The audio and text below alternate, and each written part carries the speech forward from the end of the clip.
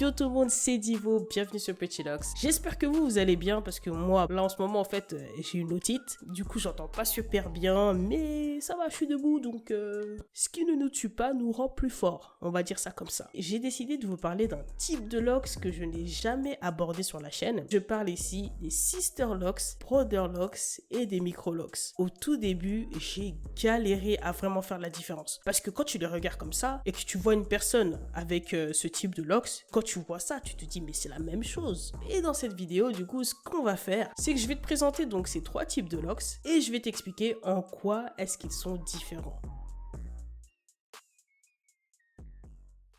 Les sister locks, du coup, qui sont nés dans les années 1990 et plus précisément en 1993, ont été en fait créés par le docteur Joan Cornwell. Les sister locks, ce n'est pas juste un type de locks, c'est également une marque qui a un propriétaire. Ça appartient à quelqu'un. Comme c'est une marque et qu'elle est déposée, vous ne pouvez pas utiliser le terme sister locks comme vous le souhaitez. Ça veut dire que si un jour vous voulez dire que vous faites des sister locks ou alors que vous avez des sister locks, il faut que cette coiffure ait été faite par un consultant agréé et certifié par la société Sister Locks. En fait, les consultants, ce sont des ambassadeurs qui ont reçu une formation, donc ils ont reçu le degré le plus élevé de certification, ce qui fait qu'ils sont autorisés, en dehors du coup du centre de formation, à faire des sister locks à leurs clients. Si tu n'as pas de certification, tu n'as pas le droit légalement de dire que tu fais des sister locks. Mais l'entreprise Sister Locks là, ils blaguent pas, hein. Eux là-bas là, ils blaguent pas du tout avec les gens qui essayent de voler leur nom ou quoi que ce soit. Je vais donner l'exemple de Nulocks. C'est en fait une consultante américaine qui a été certifiée et tout. Elle a reçu toutes les formations qu'il fallait, etc. Bref, pendant plusieurs années, elle a travaillé pour la société Sister Locks. Elle était autorisée à faire des Sister Locks, etc. Et à dire qu'elle en faisait et tout, blablabla.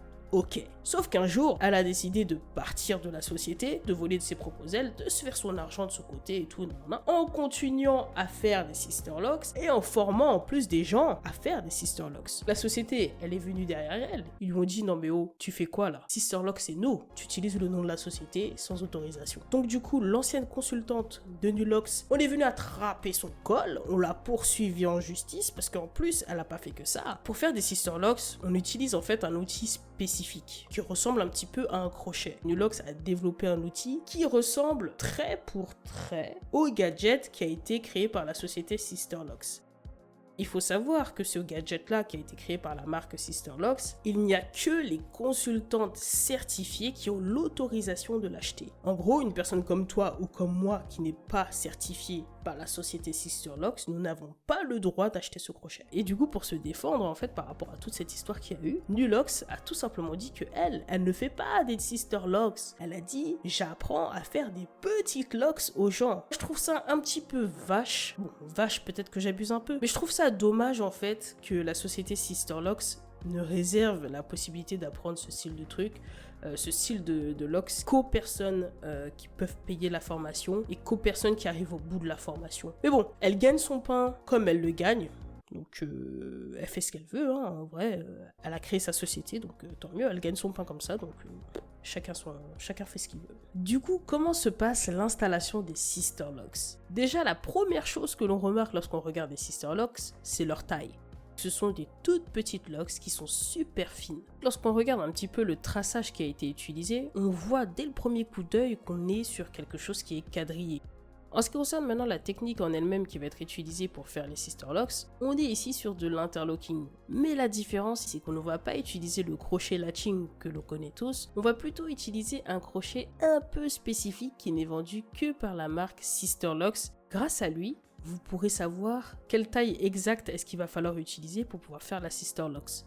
Petit exemple avec cette vidéo, elle montre qu'en fait c'est la pointe du crochet et la première phalange qui va vous permettre de déterminer donc la taille du carré que vous allez faire pour pouvoir créer donc la sister locks. Je trouve que c'est un gadget qui est super ingénieux, hein. Franchement fallait y penser, et ce qui est bien c'est que ça permet de faire en sorte que toutes les consultantes ou consultants qui créent donc des sister locks de faire exactement la même chose à des tailles exactement similaires. Pour le deuxième accessoire, pour faire du coup les sister locks, il y a le clip tool qui est beaucoup plus petit et j'ai l'impression qu'il est plus utilisé pour faire les reprises des sister locks et pas vraiment pour la création. En tout cas, c'est mon impression personnelle. Après, pour les connaisseurs ou les connaisseuses, je veux bien votre avis en commentaire.